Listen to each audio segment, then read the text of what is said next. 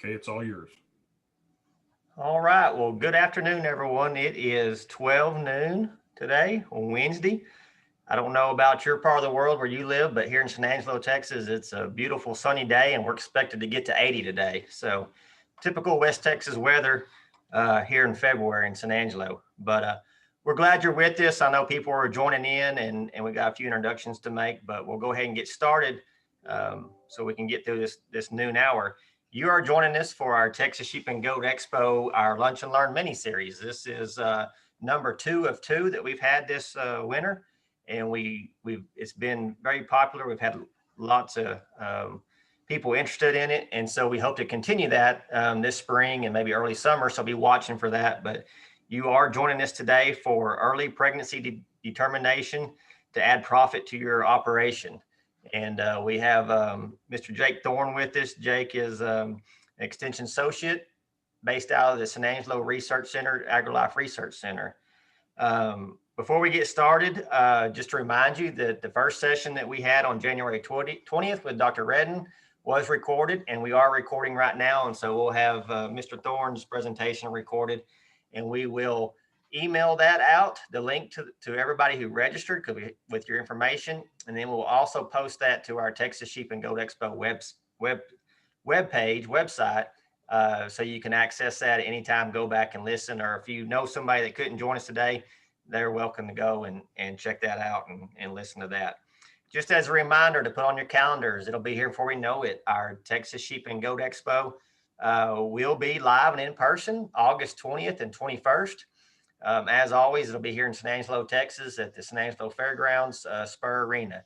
So mark your calendars for the 2021 Texas Sheep and Goat Expo on August 20th and 21st. Just so you know, we are going to mute everybody's mic and turn off your cameras. It just makes kind of things flow a little smoother.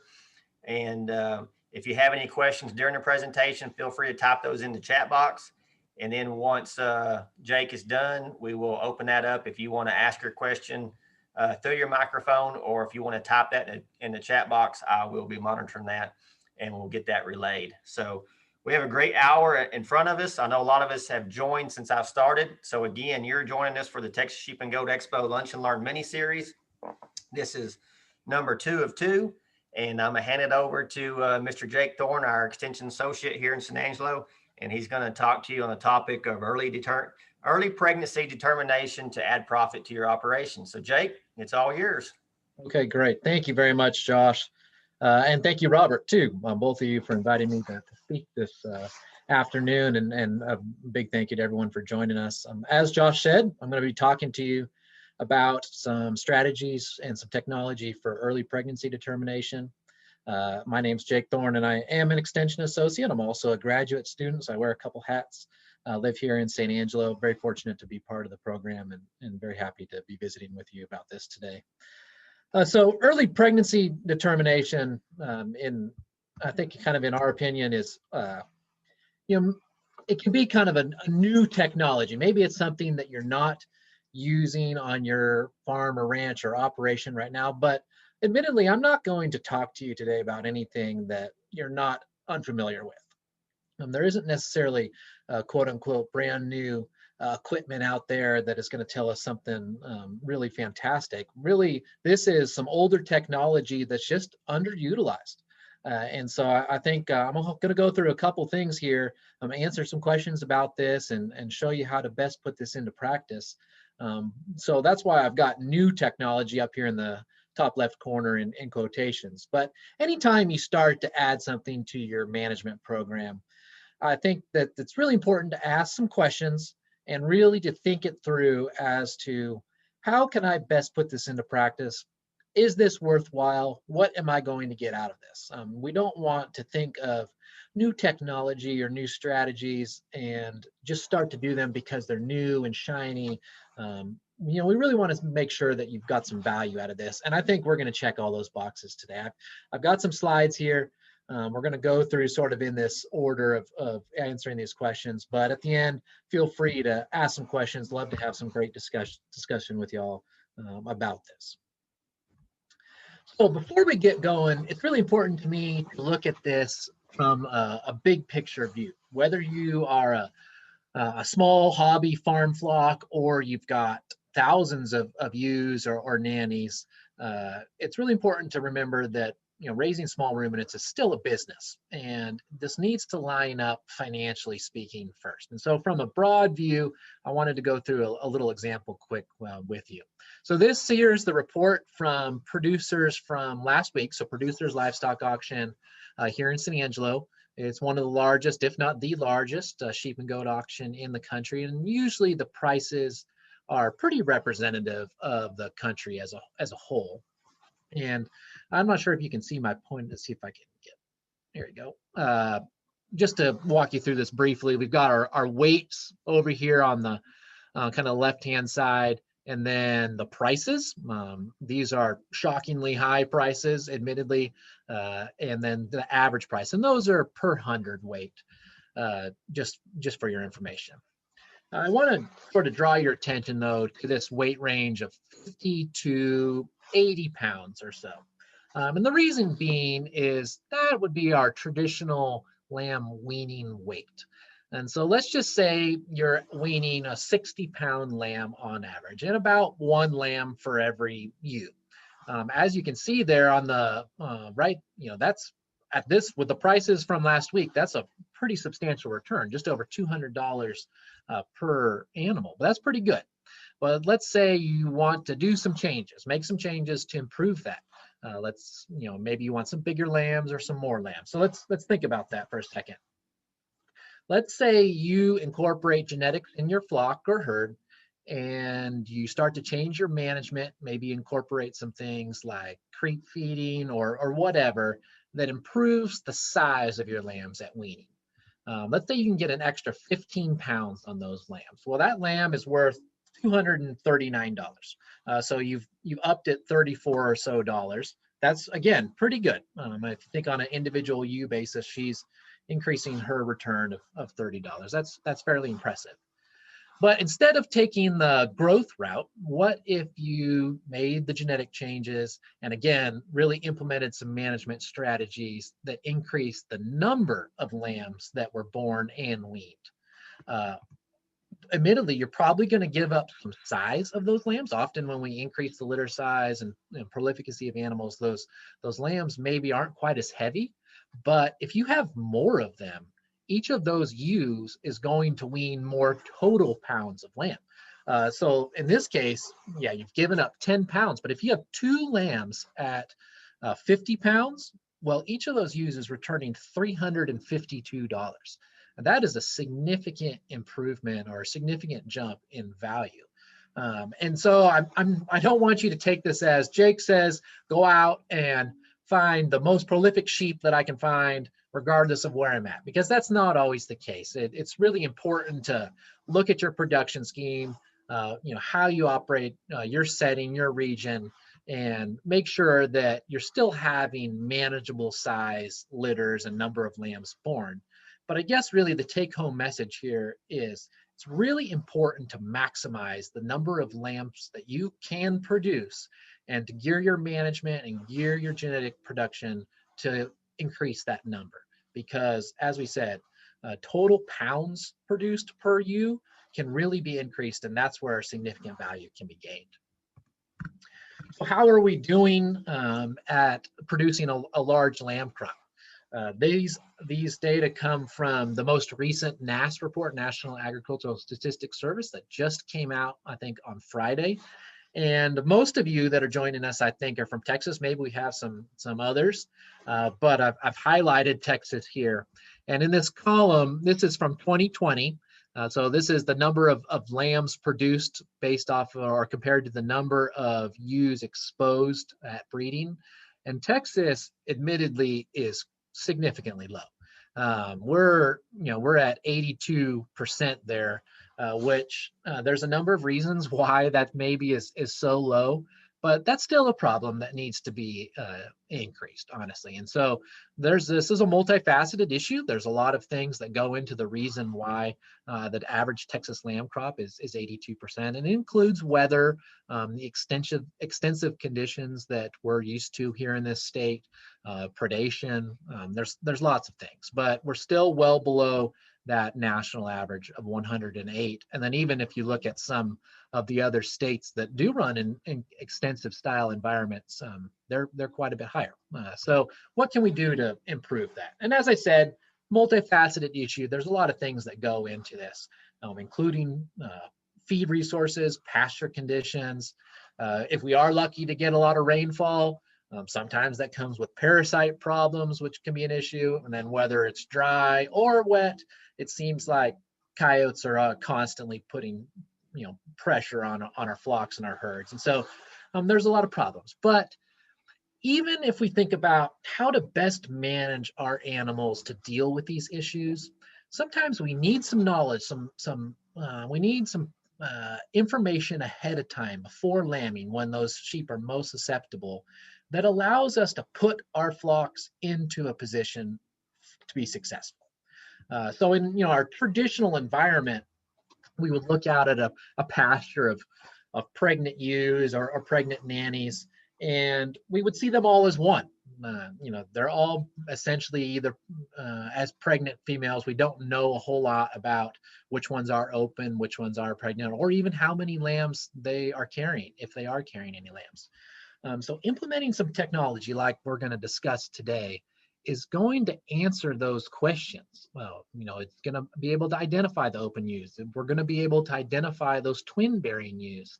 And again, parasites, predation, pasture conditions, you can start to make some management decisions when you're empowered with this knowledge of which ewes are carrying what and which ewes are pregnant that can set them up to be successful. Maybe you put those twin bearing ewes in your better pastures, or maybe you put them in the pastures that you've historically had the least amount of coyote trouble with, knowing that they're probably the most susceptible to those problems. Those open ewes, maybe they don't get another chance. Maybe that is a strategy for increasing the efficiency of your barn or setup or pasture utilization, whatever. Really, there's some knowledge, there's some power in the knowledge of knowing ahead of time before lambing what to expect. And then also a third question: if you do get into some trouble where your lamb crop is not what you expect it to be, significantly lower, knowing ahead of time that those females were pregnant at that point can help pare down where that problem may be occurring. What happened? Maybe it was a predation issue or something to do with lamb survival. It wasn't an issue of infertility. So we'll revisit those topics here in a second as we talk a little bit more about the whys and how this technology can be beneficial.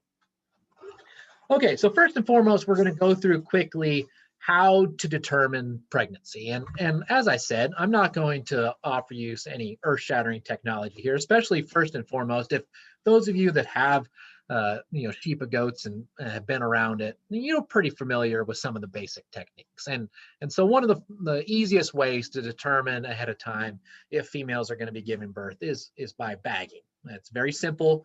It's easily the cheapest thing that we're going to talk about.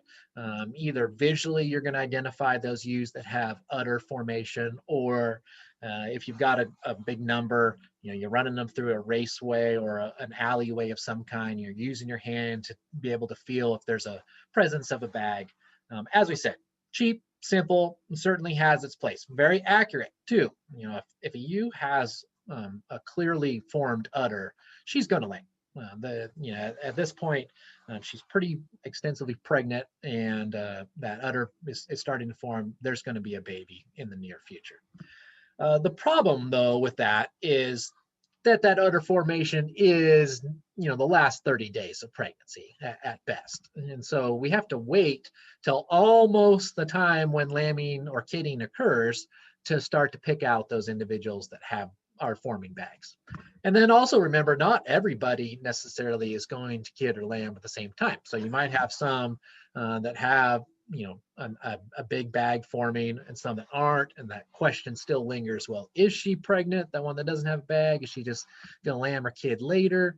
There's kind of some gray area in there. Also, ewe lambs, if you're dealing with ewe lambs, sometimes that bag doesn't form in that nice 30-day time period. Sometimes it's a little closer to lambing. It can be a little tricky. Also, we're just using the eye test as to whether we think a ewe or a nanny is going to have twins or triplets, how big she is. That's not necessarily always uber accurate. I think we can all probably think back to a time when we saw a ewe or a nanny that was really big, had a big belly, and she had a nice single. So again, we just know whether she's pregnant or not. Okay, if you want a little bit more, there are some options to do some blood work. So you can collect a blood sample and use a Bioprint assay. So the acronym PRYN stands for pregnant ruminant yes or no. And this assay is testing for the presence of pregnancy-specific protein B. And so pregnancy-specific protein B is actually secreted by the placenta. And so obviously during gestation, the formation of that placenta starts to secrete this protein. We can test for it. And again, we can confirm pregnant or open. It's a fairly cheap test. I think the last time I checked, $250. Don't hold me to that exact value, but somewhere in there as an animal per animal basis. And from 30 days on, so after the first month of pregnancy, pretty accurate. I've got a little chart here that comes from a publication back in 2013. Actually, Dr. Redden, who's our specialist here in San Angelo, was a co-author on. And they use the Bioprint assay at some early stages of pregnancy to kind of determine when that was starting to be really accurate. You can see that at 20 days or less, it was still identifying or still having trouble identifying pregnant ewes. But again, when we get to that 30-day window, it starts to become accurate. Coincides with placental formation when that pregnancy-specific protein starts to be secreted by the placenta is probably more accurate. And there you go. Then you can start to identify those pregnant ewes. Some drawbacks, though, is it's not immediate information. I mean, you've got to collect this blood, send it off to a lab to be analyzed, get your results at a later date. Maybe it's not a really long time period, but still, you're not going to know chute side that ewe is pregnant or not. It's not a high investment, but you still have to get blood tubes, go through that process, send it off, ship it. There's a little bit of investment that goes in with that. And again, just pregnancy. There is some correlation, or appears to be some correlation with higher circulating PSPB and a greater placental size. When there's twins present, there theoretically is more placental material. But again, none of that has been scientifically confirmed, or there hasn't been a really specific line drawn of saying, oh, yeah, there's this level of pregnancy-specific hormone B or protein B, she's got twins. So really, we're just going with pregnant or open. So, your third option to determine pregnancy is through ultrasonography or ultrasound. And for the remainder of my talk, this is really what we're going to focus on. Here in our office, this is the technology that we've really been promoting and that producers start to utilize. There's a lot of great things that come from it. First of all, it is immediate. We know right then and there and can make that call and allow the producer to make some management decisions on the spot. And a great amount of information comes from it. So we don't just get whether they're pregnant or open. This is how many fetuses they're carrying also, 1 or 2. Admittedly, you have to be pretty skilled to be able to call 2 versus 3, but still we get those multiple fetus-bearing ewes identified versus those that are just carrying a single. It is highly accurate with a skilled technician. There are some caveats here. You need to make sure that the person that's doing this is skilled, and also the accuracy of this can be dependent on things like the setup that you've got, also the help that's being provided, the stage of pregnancy that the majority of the animals are in. All those do affect accuracy, and I hopefully am going to help you kind of sort through that here in a second. Usually from about 35 days on, maybe a little bit sooner for some specific people can call pregnancy via ultrasound. So again, fairly early on in that gestational period, we can use this technology. Initially, the cost can be a little high. So particularly if you are thinking about purchasing a machine yourself, there can be quite a sticker shock to that. But even if you're not going to go that route and you're going to hire this out, there can still be a significant value or cost to your program. So hopefully you can outweigh that with the benefits that come from the information. If conditions aren't right, as I mentioned before, accuracy can be lower, and that can move from the pro to the con column. So that needs to be something that you need to be prepared for. Also, it's not a one-person job. Ultrasound day usually is a 2+ people need to be there for to make sure everything runs smoothly. But that can be handled.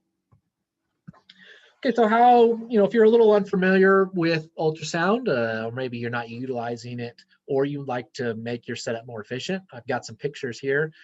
We do most often in the sheep and goat industries use transabdominal ultrasound. So that's where the technician is going to hold that probe right through the rear flank, right against that abdominal cavity, and point it towards that animal's uterus.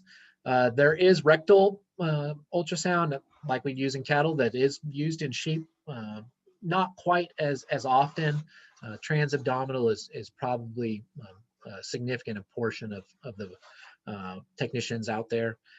Also here in the center and on the picture on the right, I've got some examples of some setups that we've got. And so here at the station, the research station, we actually use a shearing tip chute. And so this box here holds an animal that is haltered, and that's actually a bait animal. Those sheep or goats jump up in here. The technician is able to scan them, and then somebody steps on this slide gate here, and that when the scanning is done, that animal hops out, another one hops in, and the process can be repeated. And so with this setup, we can actually move through quite a few animals pretty quickly. I've got a little video here I want to show you.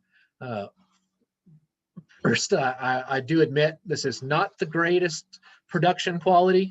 I hope this doesn't make you dizzy, but I do want to give you an example of how this can kind of flow in a working environment.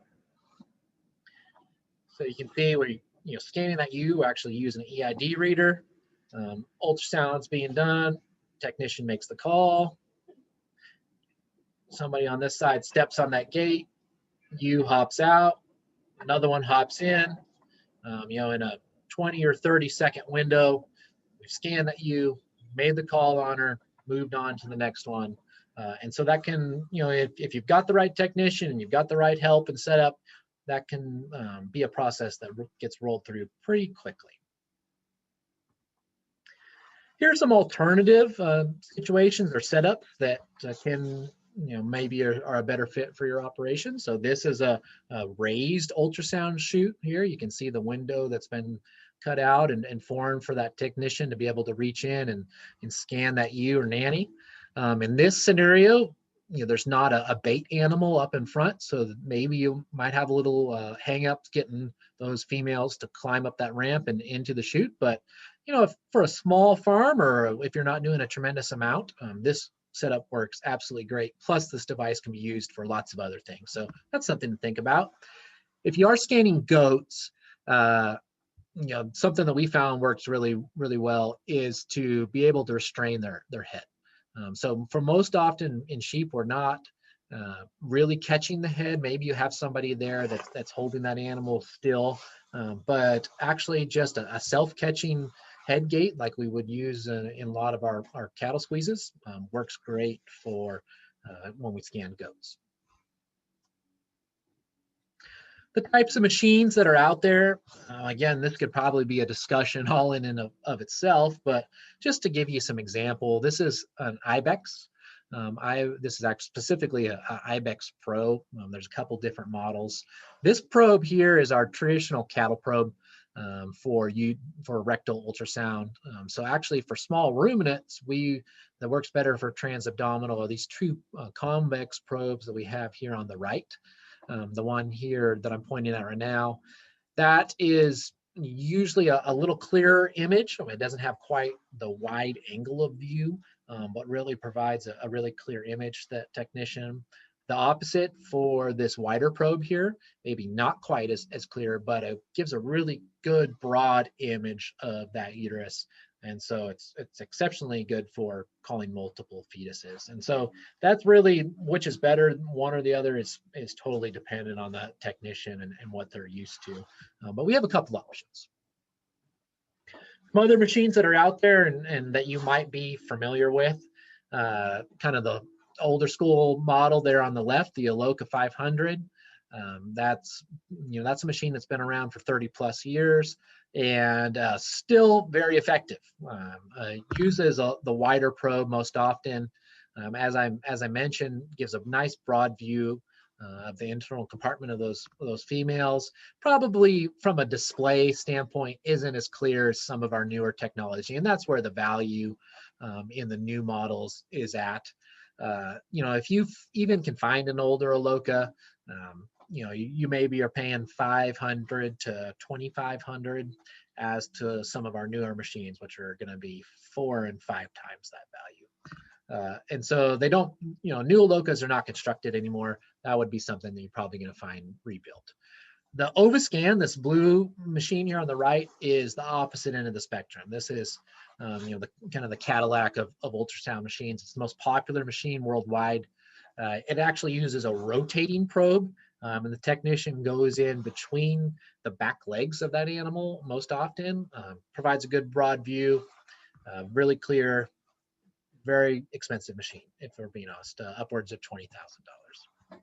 And so I want to be very upfront about the realities of ultrasound technology. And as I mentioned, these can be expensive if you're looking at buying your own machine. I'm not trying to discourage you from that, because I think there is some value in somebody, if they want to do that, or if they get together with some other producers and want to get their own machine, suddenly that price becomes less shocking. But realistically, you're looking at $5,000 to $20,000 for a new machine. So if you're just getting started with trying to incorporate this, you're probably better off to try to hire the service out.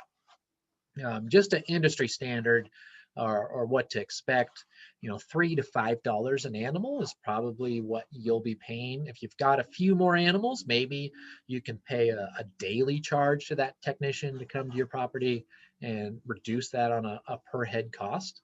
Again, that's something that you're going to have to work out with the person that's going to be doing the scanning for you. And as I mentioned before, it's still not 100% accurate. Determining pregnancy is pretty easy. There's a lot of landmarks in that ultrasound view that pretty quickly allow that technician to say, yeah, she's pregnant or not. But where the challenge comes is to counting fetuses, absolutely. And so at the right gestational period, if those ewes aren't extremely full, if they don't have really big bladders or really full bladders, that image is very clear, and calling the number of fetuses should be pretty accurate, 90 to 95%. But sometimes if those conditions aren't met, that figure can go down. And I want to be very clear about this point too, is, ultrasound and calling and determining pregnancy, not just for sheep and goats, for other species too, is a veterinary practice. And so when you hire this service out, you're hiring a veterinarian to come to your place. And so at times, maybe a little tricky to catch a veterinarian that's free at the time and able to come to your property and do this. But they're all very well versed, obviously, in ultrasound technology. Even if you're in a region where sheep and goats isn't really prominent, and maybe your vet doesn't have a tremendous amount of sheep and goat experience, they're certainly going to be able to still ultrasound. Contact them, figure out their comfort level, and hopefully try to work something out. Okay, some reasons to reiterate the reasons why ultrasound can be really beneficial to your program is, we're not going to be able just to call pregnancy status, but count those fetuses, and then also in some cases the stage of pregnancy. So most skilled technicians, again, will be able to tell if this is an early or a late pregnancy, a late conception, and so that can be really beneficial too. I've got another little video here. I'm not sure if it'll let me show you, but just if you haven't seen it before, what to expect, what an image looks like. You can see here on the kind of the center of the screen, on this side here, the lamb of the fetus is starting to come into view. There's rib bones that are starting to be real clear. What you're looking at here is the black is fluid, okay, and the lighter the material, that's bone, and then gray area would be softer tissue. And so you're actually seeing a fetus here in the center, and then here's the skull, abdominal cavity, and then over here you're seeing fluid accumulation, and then maternal tissue or uterine tissue. Cotyledons, these kind of donut structures, are what connects the placenta or allows for a maternal transfer of nutrients between the fetus and the mother. So those are a great landmark when you're scanning to say, if make that call of pregnancy or not. The image I got here in the center is actually of a set of twins in a pretty early pregnancy. So you're looking at both uterine horns here. That's what those two circles are.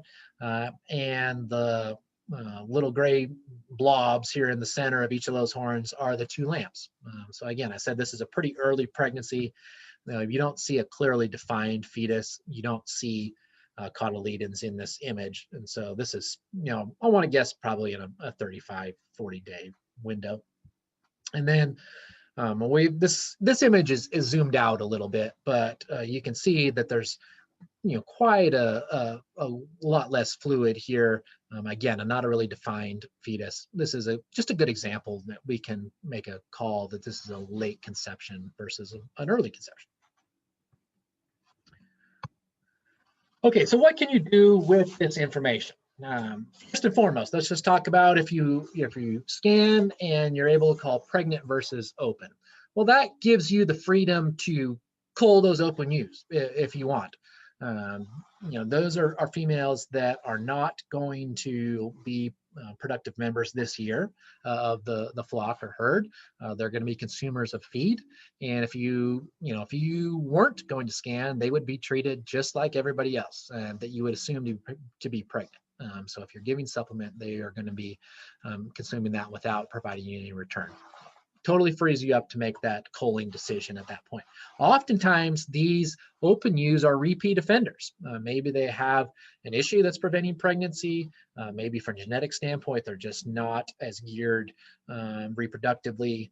There's any number of reasons, but oftentimes you'll find these ewes as repeat offenders. And so culling is often a suggested strategy.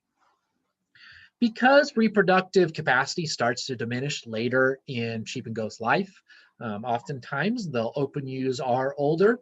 And so if you cull those ewes, kind of the core age of your flock tends to be younger, which is a good thing. And then also, you're getting a salvage value for these cull ewes. They're at, they're probably at as high a condition as they're going to be already by mid-gestation. So they look good. You can take them to the sale. You can sell them ahead of the time when everybody else is selling their cull ewes, and you can get $100 to $120 a head is probably a pretty standard value. So that's some return for your operation. Also, some things you can learn by making this pregnant or open call is you can determine those ewes that have conceived but aren't gestating full term. So we can actually scan ewes and often see, a reabsorption that's occurring. That's going to happen at a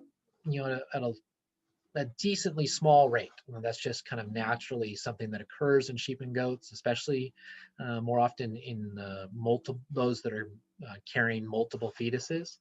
But if you start to see a really high rate of this can certainly be an indication that there's a greater problem at play.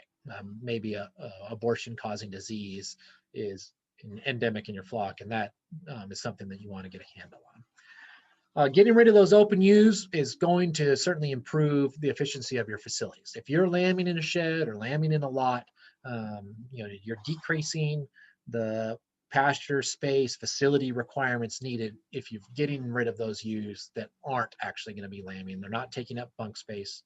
And it's just a more efficient use of your capital investment.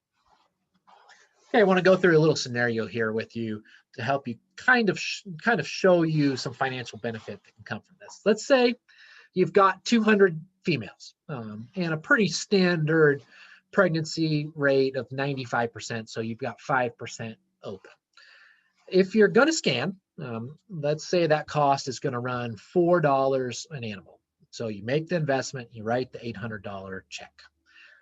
Well, you identify 10 ewes that are open, and you can sell those off pretty conservatively, $100. There's $1,000 that's made right there, and that can help pay for that scanning cost right up front.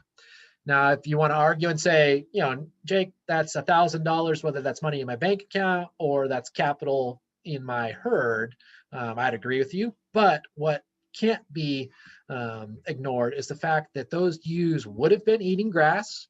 They would have been eating grain if that's what had been supplied, and those are still costs, absolutely. And so you recoup those losses ahead of time by getting rid of those open ewes. And then also, because the right ewes that are pregnant are getting the appropriate amount of nutrition, you're able to effectively manage just pregnant ewes. And especially if you are making the determination between single and twin bearing ewes and adjusting your nutrition appropriately, you're going to see a decrease in your lamb mortality rates. And so let's just say your lamb mortality goes down 10%, you get 6 extra lambs, or extra money. So again, here's a scenario where these things start to add up: $1,000 here, $1,100 here, some savings in grain. Maybe that's only $100 to $200, but still, that's money back in your pocket. Here's another maybe a scenario that you hadn't thought of before. Most people, I would say, probably breed their ewe lambs to lamb for the first time as 2-year-olds. But by scanning, this may open up a new opportunity to breed sooner. So if you've got 7 or 8-month-old ewe lambs and you expose them to rams to lamb actually on their first birthday, and realistically, let's say you get 50% of them bred.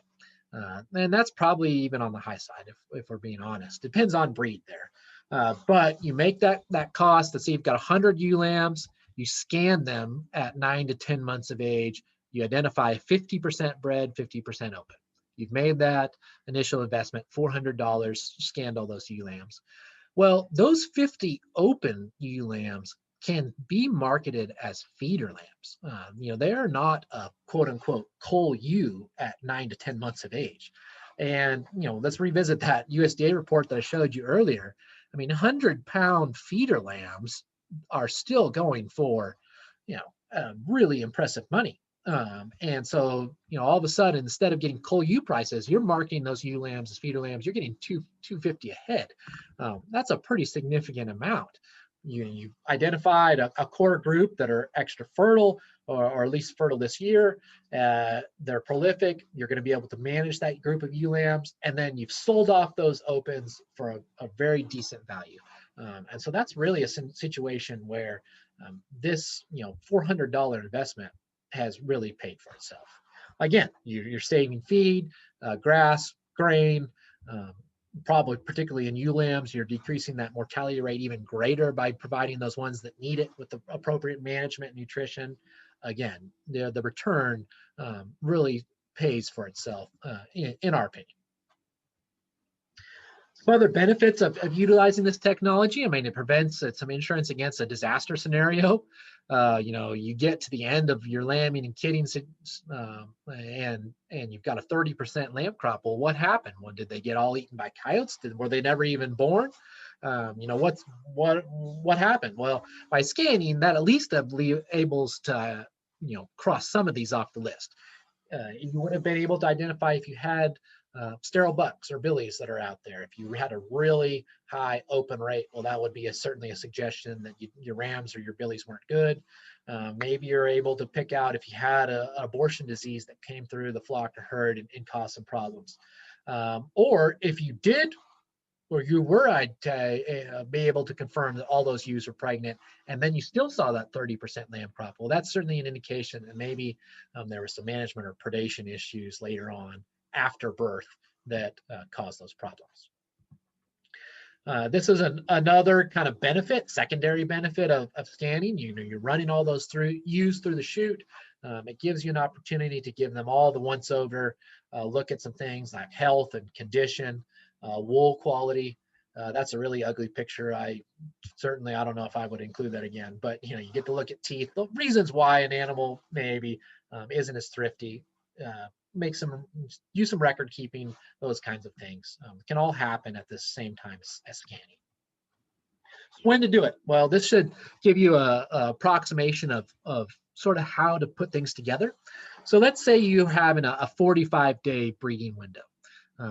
Males go in, 1 or 2 or 3 cycles, kind of depending on your preference. They come out, let's say 45 days later, and then we suggest scanning about 80 to 90 days after those billies or rams go in. And the reason being is because, particularly if you're going to try to call singles or twins, there's a window between 40 and 80 days of gestation when that making that call is most clear. Before that, those pregnancies are pretty early on. It starts to be challenging to call twins. Anything after about 100 days, those fetuses are really big, and that view is, one view might be just the abdominal cavity of one fetus, and it becomes really challenging to count multiples at that point. So I think this is a good rule of thumb. 80, 90 days after the billies or rams go in allows you to hit that 40 to 80 day window, particularly if they came out 45 days after. That means that your very latest pregnancies are still 40 days. You can still make those calls. And then once you're armed with that information, you can split those groups up. You can split up the singles and twins and provide appropriate management, probably at least 45 days ahead of the actual parturition event, if you can help it. And the reasons why is predominantly nutrition. So on this graph here, you'll see I've got the blue line, the flat line here. Those would be open ewes, single bearing ewes, twin bearing, and then actually I've included triplets. And these over here on the y-axis are mcals of energy. So what you're looking at are energy requirements of ewes by pregnancy status at each of the sort of the stages of reproduction. So early and late gestation, early and mid lactation. And the numbers up here are not necessarily important for you to remember. It's just kind of the shape of these curves and how a twin bearing ewes requirements are significantly higher than those of just a single fetus. And why this becomes important is because here's that same graph, but I've included the energy that is supplied by 1 pound of corn supplement and 4 pounds of fall or winter pasture. So maybe not the highest quality pasture. And you can see that this line is well above those open ewes. So if you're supplying that extra corn, that's a waste of money to open ewes. It's probably pretty close to right in line with the needs of those single bearing ewes, but it's well under the requirements of those that are carrying multiple fetuses. And so essentially, if you aren't armed with this information, this is the only supplement you're supplying, you're asking your ewes, your twin bearing ewes, to be in a negative energy balance from early gestation all the way through lactation. And so that's a scenario that is not going to support rearing multiple lambs to weaning, like we talked about from the very first slide out of the gate here, that can really return value to your operation. Good rule of thumb: increase your supplement by 1/4 to 1/2 pound of grain or corn or whatever you've got to those multiple fetus carrying ewes. If you've got them split off after you've scanned, it's easy to treat that bunch of twinning ewes different than the singles or the opens or whatever else. Again, the reason why we're trying to do that is we're trying to target specific condition scores. So this is just a suggestion from a publication at Montana State from quite a while ago, but these are suggested body condition scores at each of these stages. And again, just to kind of draw your attention to some things: increasing body condition going into breeding, and then kind of slowly increasing that condition again all the way till the lambing event. And then condition is going to start to come off. And the takeaway here is it's really hard to add condition on a ewe at lambing or during lactation. I'm not to say that it can't be done, but particularly for a ewe that's got twins at her side, it's going to be very challenging to add lactation or add condition ahead of that time period. So when we scan back here in earlier mid-gestation, that allows us some time period to provide supplement, add condition to those ewes if they need it ahead of lambing, and then set yourself up again for success. Here's a handy dandy little chart. I suggest looking this up online if you get the chance to kind of help you with identifying body condition in sheep. So counting fetuses, I'll try to go through this a little quicker. I know we're getting towards the end, but some benefits of counting fetuses from a genetic standpoint. You know, if you're a commercial producer and you're maybe not keeping individual animal records, you can still get a good feel for your reproductive rate and the inherent reproductive genetics of your flock if you scan everybody multiple years. You know, if you're a consistent 100% lamb crop, well, maybe that allows you to go out and buy rams from more prolific genetics, or maybe you're happy with your reproductive rate and you can focus on some other traits. And again, like we said, it allows you to identify some health concerns that might be endemic in your flock. And maybe it actually allows you to identify inferior animals. It's better to, or probably easier to identify the inferior producers than the superior producers. So let's say you're running ewes through, and let's say even if you're not recording an ear tag number, maybe you notch those single bearing ewes. And the next year she comes back and scan again. You notice that this ewe has a notch. She was a single last year. Maybe you do another notch. And you start to pick up on that trend. Well, this ewe is consistently just providing one lamb. Maybe that's not the direction that I want to go. For seed stock producers, scanning provides a wealth of information. It can be an opportunity to identify number of lambs born. So if you're in the National Sheep Improvement Program, or you're just keeping track of this data on your own, you know, number of lambs born, scanning certainly gives you a good indication of what to expect there. And then also, let's say you want to range lamb, you're not going to be present at the actual lambing event. Well, couple ultrasound with genetic technology, and you know, you've got full pedigree right there. You've got the number of lambs born, who those lambs belong to, which ewe, which sire, how many lambs each ewe weaned.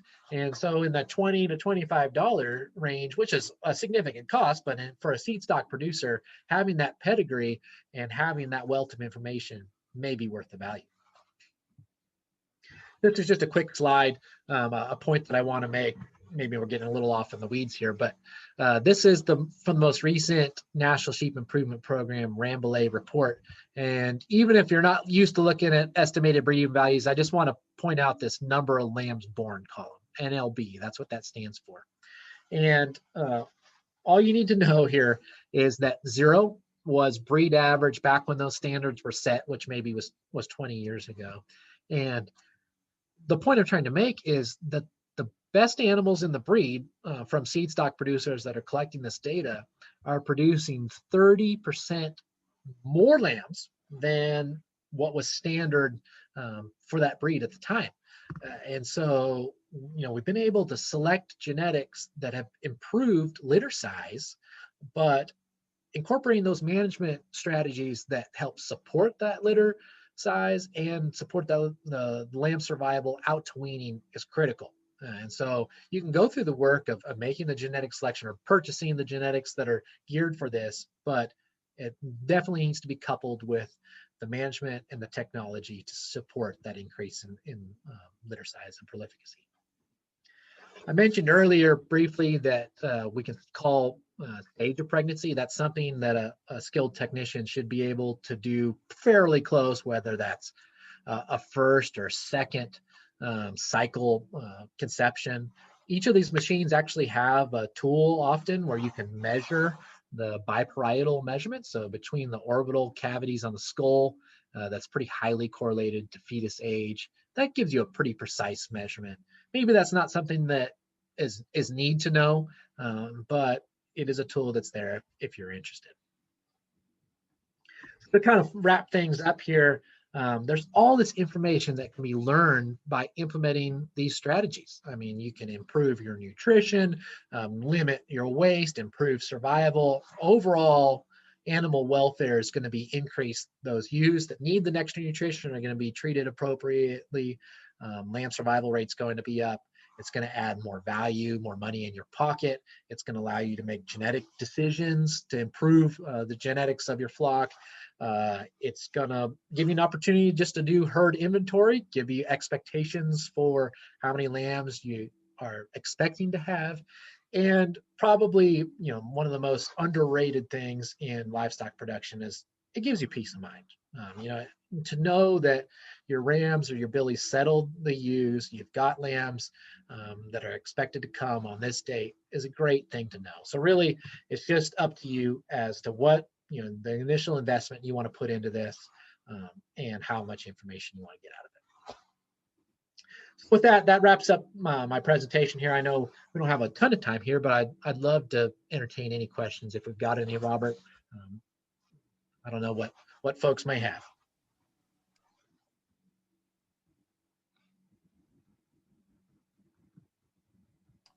Jake. Or Josh. Yeah. We do have one question in the text box. It says, how do you prevent ewes from getting too fat? Well, it's great. So that's one of the things that scanning may allow you to do. If you're nervous about your twinning ewes not getting enough nutrition and you haven't scanned, maybe you treat the whole flock, nutritionally speaking, as if they're going to twin. And you're absolutely right. You're going to end up with single bearing ewes that are too fat, and that can lead to some significant problems. And so just being armed with that information, adjusting nutrition, adjusting supplement, maybe the twinning ewes come in or lay them close to the house or the barn and you give them supplement. Maybe the singles don't get anything. Maybe they go to the pasture and they lay them on their own, which hopefully those ewes or nannies should be able to do. And again, you've made, you maximized your labor, you maximized your nutritional input. The right animals are getting the right level of feed. Okay. Thanks, Jake. Here comes another one. Good question. So are there technicians that are not licensed vets, and can anybody learn to do this? Sure, anybody can learn to do it. And you can scan for your neighbor. You cannot charge for that. Okay. It's for a monetary value, that's the veterinary protected practice portion of this. There are ways to learn. And again, I just want to reiterate, reach out to your vet first. Work with your extension agent. Maybe your extension agent also has this skill set, and this is going to be something that you two can work together with. There's some resources that are out there. I would say start with your vet, but outside of that, you can certainly learn to do your own animals. And maybe you don't even have to go out and buy a machine. Maybe that's a machine that you can borrow from somebody and be able to perform that. Good question. Good answer. And if you want, you can unmute your mic now and ask a question if you want to, or you can type it in the chat box. We've got a few more minutes. We can take a few more questions.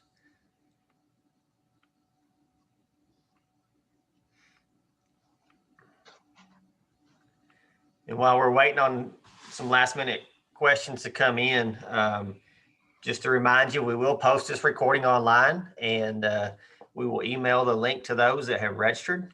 So we have your email address. And just remember, our Texas Sheep and Goat Expo will be live and in person August 20th and 21st here in San Angelo. So, absolutely, ultrasound is usually a part of that in some form or fashion. So, certainly encourage you to come and attend, and maybe even see a demonstration. Hey, Jake, this is Scott Langford. I live out in West, Texas, near Waco. Okay.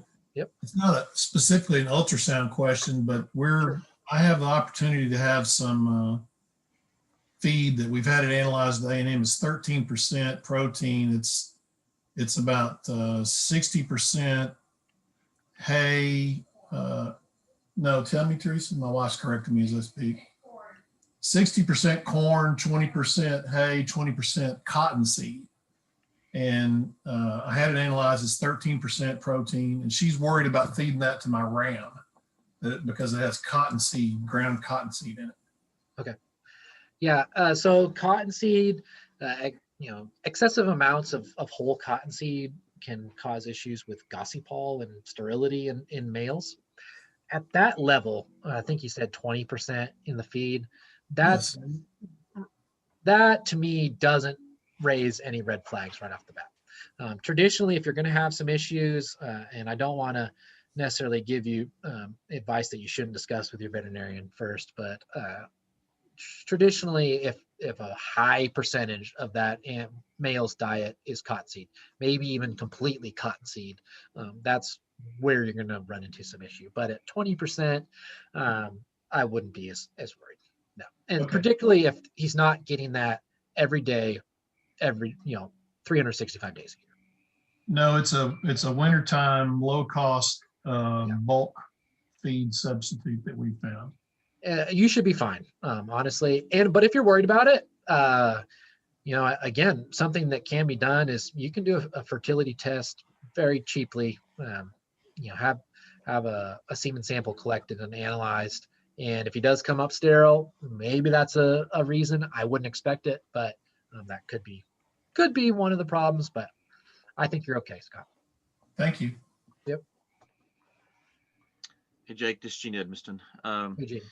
So I've done 3 or 4 years worth of scanning, and but what I also experienced in my own personal flock was I kept back some rams, and then every year I started fertility testing. And what was kind of eye-opening was 1 year all the rams that I kept were all fertile. Had I put them out, I probably would have had a much lower pregnancy rate. So just in addition to testing or scanning the ewes, I think it's equally, if not more important, to also fertility test the rams before you even put them out. Absolutely. I agree that this is scanning and pregnancy determination is just one piece of the puzzle. And you're right, Gene. Checking those bucks before they go out and billies go out is a great practice. It's a little bit of labor, it's a little bit of cost, but man, the downside is a train wreck, like you mentioned. And so one thing that I guess I didn't mention in the presentation is if you do get into a situation where you've got sterile billies or rams and you do scan your ewes, let's say 60 days after when that conception should have occurred, and a bunch of them are open, you're still probably within a window of when you can go back in with a fertile ram on those females and get lambs or kids at an acceptable time frame. Yeah, they're a little later than maybe ideal, but you're still going to you could still have an opportunity to have some lambs that year. If you would have waited all the way till lambing and then nothing showed up, well, then you're 5-6 months down the road, and it's not really now you're not at a time period when you can go back in with a male. You need to wait till the next year. Okay, Jake, one last question that came in on text box is where can you, if you do the Bioprint blood test, where do you send those samples? So there is a specific company that runs the Bioprint. I suggest Googling it, but you're going to send it directly to their laboratory. They depending on your region, they sub that work out to some various labs, and so they might put you in contact with somebody else. But contact company directly, and they'll be able to line you up as where to send those. Okay, so basically you order it from them and then send it back to them. So yeah, and it might, like I said, depending on your location within the state or in the country, you might be sending it to somewhere else that somebody else isn't. It's all has to do with the lab that's contracted to do that. Yeah. Well, good deal. Well, Jake, thank you very much. That was a great presentation. Lots of great information. Appreciate everybody who asked questions. We are at 1 o'clock, so we will let everybody go. Thanks for joining us, and be on the lookout for some more of these Lunch and Learn mini series. So great. Thank you. Thanks, Jake. Thanks, everyone. Yep.